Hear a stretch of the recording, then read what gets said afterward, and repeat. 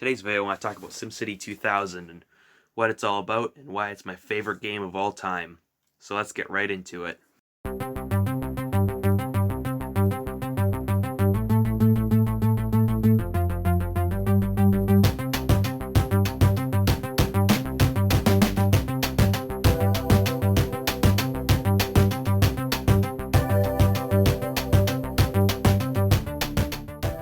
So SimCity 2000 is the successor to the original SimCity and is the precursor to SimCity 3000. 2000 was developed by Maxis and published by Broderbund and released in 1993 for DOS, Macintosh, and Amiga systems. The version we'll be looking at today is the DOS version, which was probably the most popular and is the version I play. So what was new in SimCity 2000? First thing is it has an isometric viewpoint inspired by A-Train. It has really good graphics for the time. It also has a water system as well as subways, and advisors and ordinances were also new. It also had rather high system requirements for the time, requiring a 33 MHz 386 minimum and a 486 recommended, as well as SVGA graphics. So it can display at 640 by 480 with 256 colors, and it also required 4 megs of RAM, which wasn't too crazy, but still it was a little high for the time. So let's load up SimCity 2000. So now we're at the menu screen, and if we want to start a new city, you may think you hit Start New City, but when you do that, it uses the map you use for your most recent city. So I recommend going Create New Map, which will allow you to edit the map.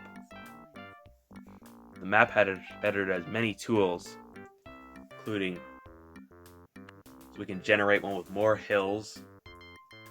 We can adjust how many hills, how much water, and how many trees we want.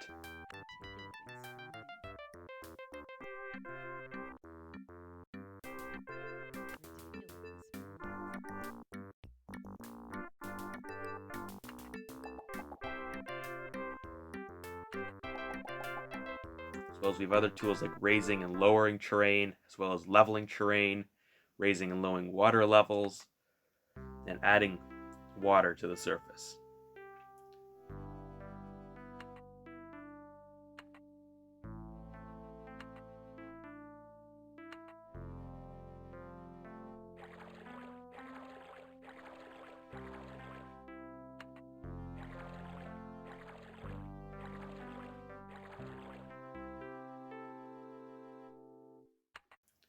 Once it's to our liking, we can hit done, and we can give our city a name and pick which year we want to start in. The year that you start in makes a difference as to what technologies you have available to you.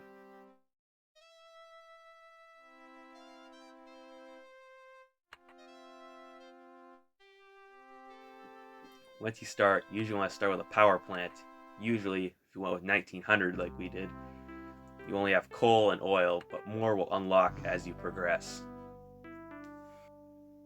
You also want to start placing zones. You have industrial, commercial, and residential. And you also have high and low density variants of those zones, as well as you also want to get a power and water system going and start building roads. Once you've got power and water hooked up, people should start moving in and buildings should start appearing. There's also an RCI meter, which is for residential, commercial, and industrial, and it shows you the demand for each type. And it's a good way to see what's in demand and what you need to add. Once I've got a few zones down, I crank the simulation speed and watch all the little buildings appear, and it's just so satisfying to see all the little buildings start growing up in your city. And SimCity's almost like gardening. Many people will call it that. And it's like, I just love watching my own little urban digital garden grow. And it come to life with like the little buildings, the little jittery cars I think are so cool. Really just seeing come to life. The thing that I love the most about SimCity 2000 is the sheer amount of creative freedom. There's just so much freedom to do whatever you want and design things how you want in this, especially for a game from the early 90s. And I love just designing different areas and neighborhoods and imagining what it would look like from street level and whatnot. It's just super cool. I just have so much fun designing things, always have, and that's why I love SimCity so much. I also enjoy looking at the various different graphs, data maps, and stuff. I love graphs, and I think graphs are cool, and there's lots of graphs for things like population and pollution, crime, education, wealth. And it's just really cool to see all this data and stuff. It really goes to show how complex of a game this was for its time. Eventually, when you get the money, you'll also be able to put down different recreational things like parks, zoos, and marinas. I love growing a city from a small power plant, a couple little zones, and a stretch of road to something big and great. And the graphics do hold up pretty well. Eventually, once your city reaches a certain size and you have a certain amount of money, you can build arcologies, which are like little cities inside of a city, and is often considered the end game for SimCity 2000. You also have scenarios you can play, which gives you a city as in some sort of bad situation and you have to fix it within a certain amount of time and with a certain budget. Personally, I don't play these, I'm more of a sandbox player, but they're cool to have. There was also the Urban Renewal Kit, which was an add-on released by Maxis in 1994. It's also bundled in with later releases of SimCity 2000 like CD Collection and Special Edition. The Urban Renewal Kit allows you to edit and customize tile sets. My favorite feature in the Urban Renewal Kit definitely has to be the place and print feature, which allows you to build your city any way you want, and you can just sort of like place buildings and it doesn't cost anything. It's kind of like creative mode in Minecraft, where you can just like design buildings and you have access to all the buildings in the game. And you're free to do whatever you want without the limitations of money and stuff.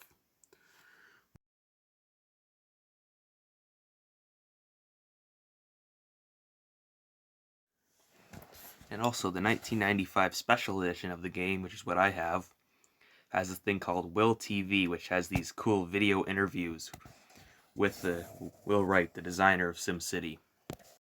The user can be constructing and simulating various aspects of a larger world. Perhaps I want to build a house, or build a city, or design a car, or whatever. As is SimCity tradition, when you get bored of a city, you initiate a bunch of natural disasters. If you have them enabled, natural disasters can come and ruin your day at random while you're playing, but I personally prefer to start them whenever I want to. So that's about it for SimCity 2000. My only major complaint is that the music changes when the budget window comes up. Other than that, it's pretty awesome. If you're into city sims, strategy games, any kind of DOS games, I recommend you give it a try. Thank you so much for watching. Have a great day.